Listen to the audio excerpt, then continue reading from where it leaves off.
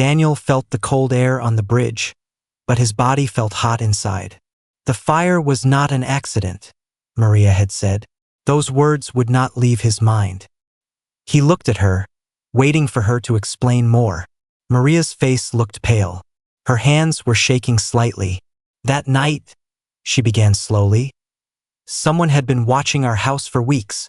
Daniel frowned. Watching? Maria nodded. There were strange cars parked near the road. People we did not know asking questions about us. About what?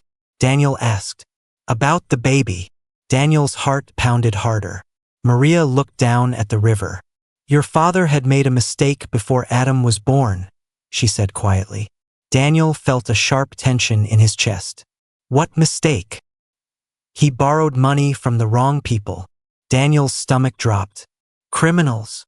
Maria did not answer directly, but her silence was enough. The business was failing back then, she continued. He was desperate.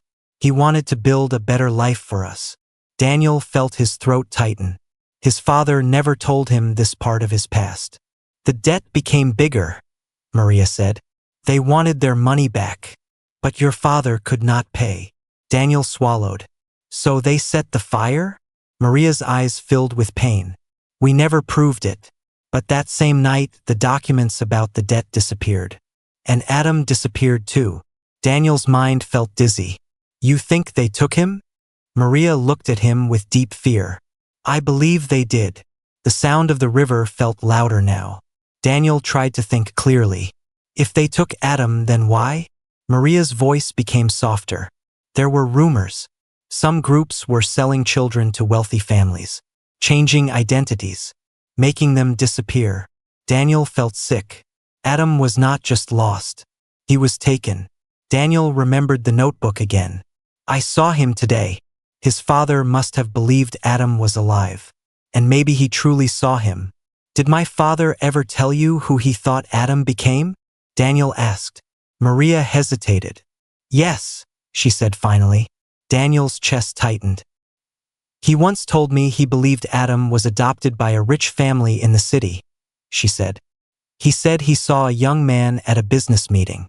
The age matched. The face looked familiar. Daniel felt chills on his skin. What was his name? Maria looked directly into his eyes. Ethan Cole.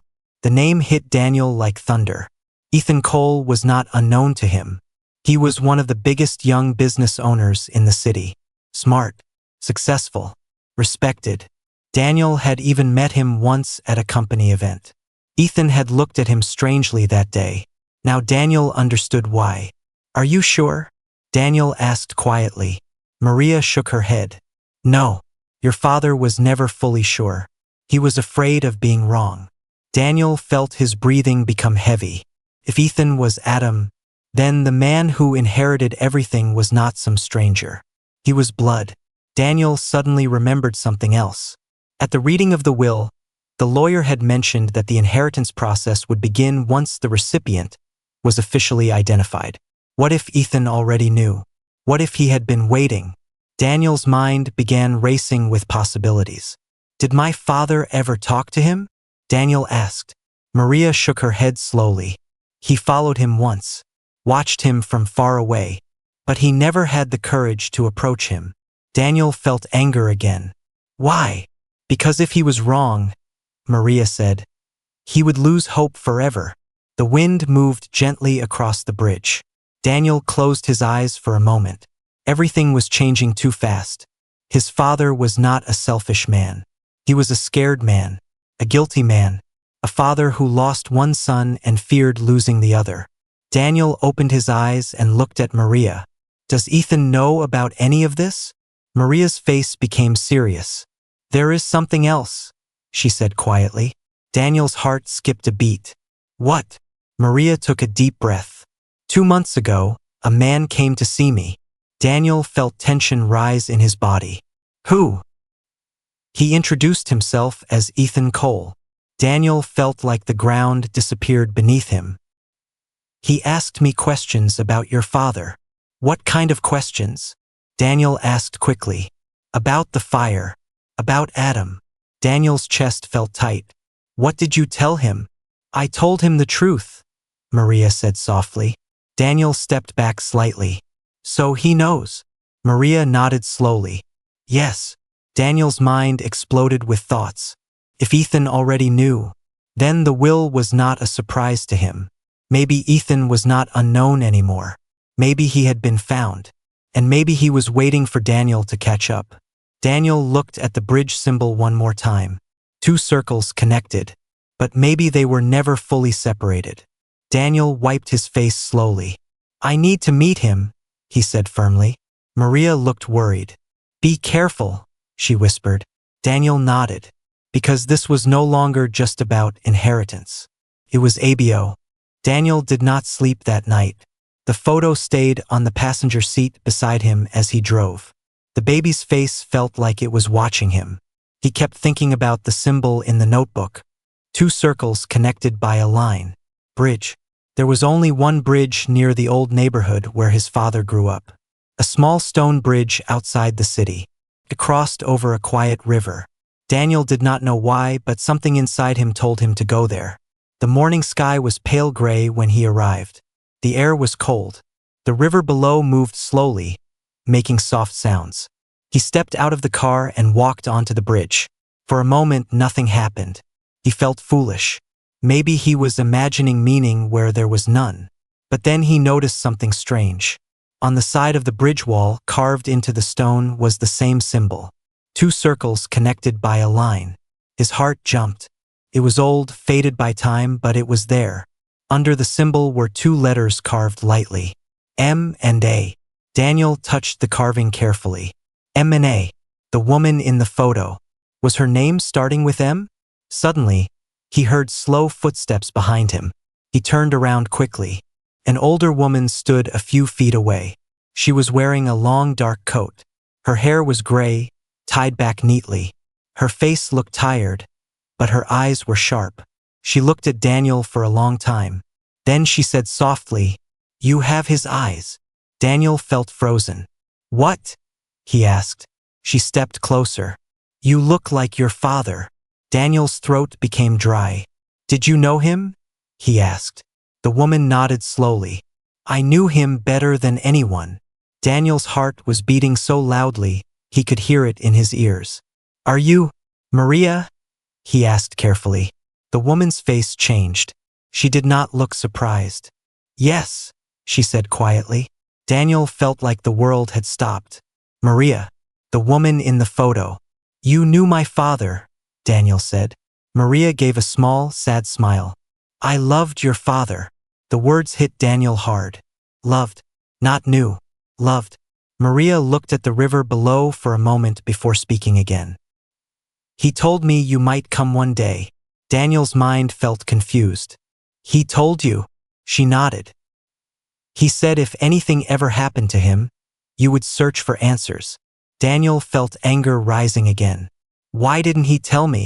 Maria looked at him carefully. "Because he was afraid." "Afraid of what?" Daniel asked loudly. "Afraid of losing you too." The sentence felt heavy. Daniel stared at her, not understanding. Maria took a slow breath. "Many years ago, your father and I had a child," she said. Daniel's chest tightened. "I saw the photo," he said quietly. Maria nodded. "That baby was named Adam." Adam. The name felt real. Not unknown anymore. Adam. "What happened to him?" Daniel asked. Maria's eyes filled with tears. "There was an accident," she said softly. "One night, there was a fire in our house." Daniel felt cold. "We were both injured. When I woke up in the hospital, Adam was gone." Gone. The authorities believed he did not survive. Daniel's heart dropped. "But your father never believed it," Maria continued. "He thought someone took him during the chaos." Daniel tried to understand. Why would someone take a baby? Maria looked down at her hands. There were rumors at that time. Illegal adoption groups. Children disappearing. Daniel felt sick. "So my father spent years searching," Maria finished. "He believed Adam was alive." Daniel remembered the notebook words. "I saw him today. He does not know me." Did he ever find him? Daniel asked. Maria was silent for a long moment. Your father once told me he thought he saw Adam as a young man in the city, she said slowly. But he was not sure, and he was afraid of being wrong. Daniel's legs felt weak. So unknown. Was never just a name, Maria said gently. It was hope. Daniel's eyes filled with tears. All this time he thought the will was betrayal. But now it felt different. Felt like unfinished love. He left everything to Adam, Daniel whispered. Maria shook her head slowly. No. Daniel looked at her in confusion. He left everything to the idea of Adam, she said. To the hope that one day, someone would find him. Daniel's breathing became heavy. So what does that make me? Maria stepped closer and looked at him with deep sadness. You were never less loved, she said softly. You were the son who stayed. Daniel felt tears fall down his face. For the first time, he saw his father not as a man who betrayed him, but as a broken father who lost a child. Why didn't he tell me? Daniel whispered again. Maria touched his arm gently. Because some pain is too heavy to share. Daniel looked back at the carved symbol on the bridge. 2 circles. Connected. Maybe his father never stopped believing both his sons were still connected somehow. Daniel wiped his tears slowly. 1K. Daniel sat on the cold floor of the storage unit. The metal door was closed. The air inside felt heavy and still. Dust floated in the small light coming from the ceiling. In his hands was one of his father's notebooks. His fingers were shaking, but he forced himself to keep reading. Each page was filled with short sentences. Simple words, but full of pain. I saw him today. Daniel froze. Saw who? He turned the page quickly. He does not know me. Daniel's heart started beating faster. Was his father writing about a child? Another son? His breathing became slow and deep. He kept reading. I stood across the street. I wanted to walk to him, but I was afraid. Afraid of what? Daniel felt confusion and anger mixing inside him. Why would his father watch someone from far away? Why not talk to them? He flipped to the next page. Maybe one day I will be brave. The date on the page was from 15 years ago. 15 years. This was not a small secret. This was a life. Daniel pressed his back against the wall. His mind was racing. If his father had another son, then why hide it? Why pretend nothing existed? Why let Daniel grow up alone? He grabbed another notebook and opened it. This one looked newer. The writing was slower, shakier. His father must have written it when he was sick. The first sentence made Daniel's stomach drop. I am running out of time. Daniel swallowed hard. I must make things right. His eyes moved quickly down the page. If I cannot face him in life, I will leave everything to him in death.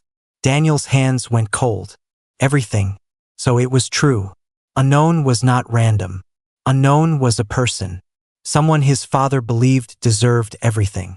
More than Daniel. A sudden sharp pain hit his chest. He tried to breathe normally, but it felt difficult. He thought about his childhood. Birthdays, school meetings, late nights working in the shop together. Were those moments real? Or was his father always thinking about someone else? Daniel closed the notebook for a moment and stared at the floor. He felt small, like his whole life was only half the story. But then something strange caught his eye.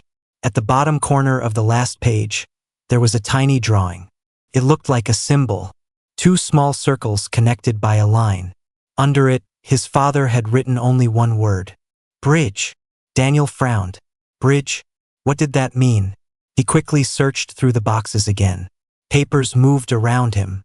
Old envelopes fell to the floor. Then he found something different. A photograph. It was old and slightly damaged. In the picture, his father was much younger. He was standing next to a woman Daniel had never seen before. The woman was holding a baby. Daniel's hands started shaking again. The baby looked about 1 year old. On the back of the photo there was writing. No matter what happens, I will come back. Daniel felt like the air had disappeared from the room. This was real. This was not imagination. His father had another family. Or at least he once did. But where were they now? And why did they disappear? Daniel stared at the baby's face closely. For a second, something inside him felt strange. The baby's eyes. They looked familiar. Very familiar. Daniel rushed to his car and looked in the mirror. His own eyes stared back at him. Same shape. Same deep color. His heart began to pound loudly. Could it be possible? Was that baby his brother? Or something even more shocking? Daniel returned to the storage unit and grabbed the last box. Inside it was only one envelope. No address. No stamp. Just the word written clearly on the front. Unknown. Daniel slowly opened it. Inside was a single piece of paper. Only one sentence was written on it. If you are reading this, then I failed. Daniel's vision blurred. Failed at what? Failed to find him? Or failed to tell Daniel the truth? His emotions were no longer just anger. They were breaking into something deeper. Hurt, betrayal, confusion, but also fear. Because the more he learned, the more he realized something terrifying. His father was not hiding a simple mistake. He was hiding a tragedy. And whatever happened in the past was big enough to change the will. Big enough to take everything away from his own son. Daniel sat there in silence for a long time. The word bridge kept repeating in his mind. A bridge connects two sides, two people, two lives. Maybe his father wanted him to become that bridge. Maybe the will was not punishment. Maybe it was a message. Daniel looked down at the photo again, at the woman, at the baby, and for the first time he felt something unexpected. Not only anger, but a strange pull, a connection to someone he had never met. Unknown was no longer just a name. Unknown was blood. And Daniel knew one thing for sure. The next step he would take would change his life forever. Daniel did not go home that night. Instead, he sat in his car outside his father's empty house. The lights were off. The windows were dark. It no longer felt like home. It felt like a stranger's house. He gripped the steering wheel tightly. His mind kept repeating the same word. Unknown. The more he thought about it, the more angry he became. This is not fair, he whispered to himself. He had stayed with his father during sickness. He had helped in the business. He had sacrificed his own dreams to work beside him. And now, nothing. Everything was given to someone who did not even have a real name. Daniel stepped out of the car and walked to the front door. He still had a key. He unlocked it slowly. The house smelled the same. Old wood and coffee. For a second, he almost expected his father to call his name from the living room. But there was only silence. Daniel walked inside and turned on the lights. He looked around carefully. Every photo on the wall showed only two people. Him and his father. No one else. So where did unknown come from? He walked into his father's bedroom. The bed was neatly made. The wardrobe was closed. Everything looked normal. Too normal. Daniel opened the wardrobe and began checking pockets of old jackets. He searched drawers. He looked under the mattress. Nothing. No letters. No photos.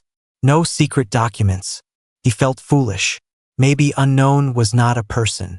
Maybe it was some kind of charity. Or a fake name. But why write it like that?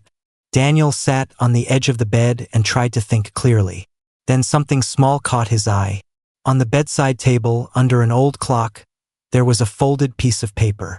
Daniel picked it up slowly. It was not a letter. It was a receipt. A payment receipt from a storage unit. Daniel frowned. His father never mentioned renting storage. Why would he need one? The receipt was recent. Only 3 months old. Daniel's heart began to beat faster. Maybe this was it. Maybe this was where the truth was hidden. The next morning, Daniel drove to the address written on the receipt. The storage building was large and gray. Rows of metal doors stood in silence. He went to the office and showed his father's ID copy. After checking the system, the worker nodded. Yes, your father rented Unit 47. Daniel felt nervous as he walked toward it. Unit 47. He unlocked the metal door. It opened with a loud sound. Inside were only a few boxes. No furniture. No big items. Just boxes stacked neatly. Daniel stepped inside and closed the door behind him. For a moment he just stood there, staring. Then he opened the first box. Old notebooks. The second box. More notebooks. The third box. Letters. All of them were carefully organized. Daniel picked up one notebook and opened it. It was his father's handwriting. The first page had a date from many years ago, before Daniel was even born. The words were simple but heavy. I cannot forget. Daniel swallowed. He turned the page. I must find him. Find who? His hands began to shake again. He opened one of the letters. At the top there was no name, only one word. Unknown. Daniel felt a cold wave run through his body. This was not random. This was something his father had been hiding for years. He read more lines. I am sorry for what happened. I will never stop searching. I hope you are alive. Daniel's breathing became uneven. Searching? For who? And what happened?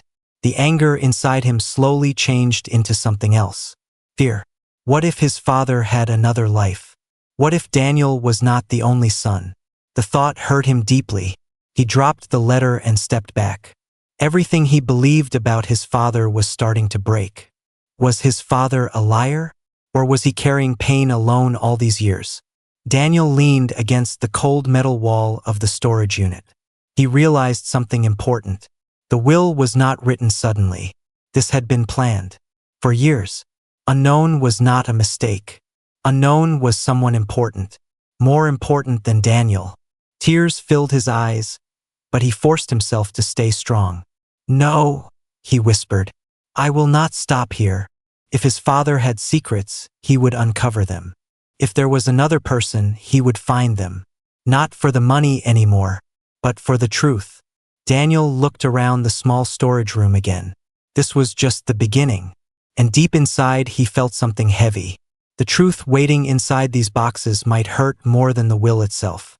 But he was ready, or at least he thought he was. And as he picked up another notebook, he had no idea that what he was about to read would break him in ways he never imagined. The church was quiet. The air felt heavy, like even the walls were sad. Daniel stood near his father's coffin. He wore a black suit that felt too tight around his chest. His hands were cold. He had not slept for 2 nights. His eyes were red, but he was trying to stay strong. People came one by one to say sorry for his loss. They said his father was a good man, a hard-working man, a simple man. Daniel believed that too. His father was not rich, but he worked all his life. He built a small business from nothing. He bought a house with his own sweat. He saved money carefully. Daniel always thought one day everything would be his. Not because he wanted money, but because that is how life works. A father leaves things to his son. That is normal. After the funeral, close family members went to a small office. The lawyer was waiting there. The room smelled like old books and paper. The curtains were closed. The light inside was soft and yellow. Daniel sat down slowly. His heart was beating fast. The lawyer adjusted his glasses and opened a brown file. This is your father's final will, he said calmly. Daniel nodded. He felt nervous but also sure. He was the only child. There was no one else. The lawyer began to read. To my son, Daniel. Daniel lifted his head. The lawyer stopped for a second and cleared his throat. To my son, Daniel. I leave my love and my apology. Daniel frowned. Apology. The lawyer continued reading. All my property, savings, land, and business shares will go to. Daniel waited. His name was about to come. To unknown. The room went silent. Daniel blinked. Maybe he heard wrong. I'm sorry, what? Daniel asked. The lawyer looked down again at the paper. It clearly says, all assets will go to a person named Unknown. The word felt like a hammer hitting Daniel's head. Unknown? Who was that? Some family members started whispering. One aunt gasped loudly. Someone said, this must be a mistake. Daniel's face turned pale. There is no one else, he said slowly. I am his only son. The lawyer nodded. The document is legal and signed. Daniel's hands started shaking. This could not be real. His father loved him. He was strict sometimes, but he was never cruel. They ate dinner together every night. They talked about business. They laughed at old stories. So why would he do this? Why leave everything to someone with no name? Who is unknown? Daniel asked again, louder this time. The lawyer sighed. We tried to find information. The name written here is only unknown. No address. No details. Daniel felt anger rising inside him. Was this some kind of joke? Did his father secretly hate him? The thoughts were painful. He remembered the last time he saw his father alive. His father was lying in the hospital bed, weak but calm. He held Daniel's hand and said, "Some truths are hard to understand." At that time, Daniel did not think much about those words. Now they felt different, very different. Daniel stood up from his chair. "This is not possible," he said. "Check again." The lawyer carefully showed him the paper. The signature was real. It was his father's handwriting. Daniel stared at it. He felt like the ground was moving under his feet. Everything he believed suddenly felt unstable. If his father did not leave him anything, what did that mean? Was he not good enough? Did his father regret something? The room felt smaller. The air felt thin. Daniel's chest tightened. He tried to breathe slowly, but his mind was racing. Someone touched his shoulder, but he pushed the hand away gently. He needed space. He needed answers. The lawyer closed the file and said softly, "There is nothing more written. Nothing more. Just love. An apology. And everything left to unknown." Daniel walked out of the office without saying goodbye. Outside, the sky was gray. Clouds covered the sun. He stood on the sidewalk, staring at the road. Cars passed by, but he did not hear them. His whole life had changed in one sentence. Unknown. The word repeated again and again in his head. Who was this person? Why did his father hide them? And what was the apology for? Daniel wiped his face with his hand. He did not even realize tears were falling. At that moment, he made a decision. He would not accept this. He would find out who unknown was, even if it destroyed him. And deep inside, he felt something strange. This was not just about money. This was about a secret his father carried to the grave. And Daniel was about to open it. The house felt colder after she left. Daniel stood alone in the living room long after the police car disappeared from sight. The silence felt heavy, pressed against his ears. He slowly walked back inside and closed the door. Everything looked normal. The sofa, the table, the photos on the wall. But nothing felt normal anymore. He walked toward the hidden staircase again. He did not know why. Maybe he wanted proof that it was real. Maybe he wanted to wake up from this nightmare. He pushed the bookshelf aside. The thin door was still there. He opened it slowly and walked down the stairs. The small room below felt darker now. The light bulb flickered weakly. The photos were still on the wall. Emma. Elena. Emma. Elena. Daniel walked closer to the table and picked up the notebook again. He flipped through the pages slowly. At the end of the notebook, something new caught his attention. The last page had fresh writing. The ink looked new, very new. It said, "He is starting to believe her." Daniel's heart stopped. He did not remember seeing that sentence before. His hands began to shake. Who wrote this? Emma was taken by the police. There was no one else in the house. He dropped the notebook. His breathing became heavy. "This isn't possible," he whispered. Then he heard it. A soft sound, very soft, like a whisper, right behind him. "You should not be down here alone." Daniel turned around quickly. No one. The room was empty. His heart pounded hard against his chest. "I'm imagining this," he told himself. He picked up his phone and turned on the flashlight again. The corners of the room looked darker than before. The shadows seemed deeper. He took a slow step backward. The whisper came again. Soft. Closer this time. "She is not gone." Daniel froze. His skin felt cold. "Stop," he said out loud. Silence. Then a quiet laugh. Not loud. Not clear. But real. Daniel's mind raced. Was he losing control too? Was he starting to hear what Emma heard? He rushed up the stairs quickly and closed the hidden door. He pushed the bookshelf back in place. He stepped away from it as if it could move on its own. The house felt different now, like it was watching him. Daniel grabbed his keys. He needed air. He needed space. He left the house and got into his car. As he drove, his hands were still shaking. He tried to think clearly. Emma was sick. The police said she would get medical help. Everything had an explanation. It was a mental illness. That was all. But why did the notebook have new writing? Why did he hear whispers? Was it stress? Fear? Or something else? His phone suddenly rang. Daniel almost dropped it. He looked at the screen. Unknown number. He hesitated for a moment. Then he answered. Hello. Silence. Then a slow breath on the other side. Daniel. His blood turned cold. It was her voice, but softer, almost calm. Elena? He whispered without thinking. A quiet laugh came from the phone. No, the voice said gently. Emma. His heart pounded. How are you calling me? He asked quickly. They let me use the phone, she replied. Her voice sounded normal, almost too normal. Are you okay? He asked carefully. Yes, she answered. A pause. Daniel, did you go back downstairs? His grip tightened on the steering wheel. How do you know about that? He asked. Silence again. Then softly, she doesn't like it when you touch her things. Daniel felt dizzy. You said she isn't real. Another pause. Then her voice changed slightly. Lower. She is real enough.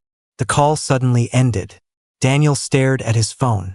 His heart was racing again. He pulled the car to the side of the road.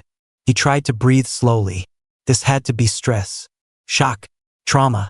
But deep inside, something felt wrong. Very wrong. He drove back home slowly. As he entered the house, everything was quiet again. Too quiet. He walked toward the hallway mirror. He did not know why. He just felt drawn to it. He stood in front of it and looked at his reflection. His face looked tired, older. He leaned closer.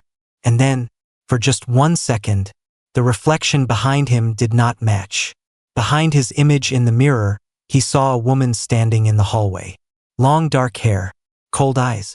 Watching him, Daniel spun around instantly. No one. The hallway was empty. He turned back to the mirror. Only himself, breathing hard, alone. But as he stepped back slowly, something appeared on the mirror. Faint, like before. 3 words forming slowly in the fog of his breath. She chose you.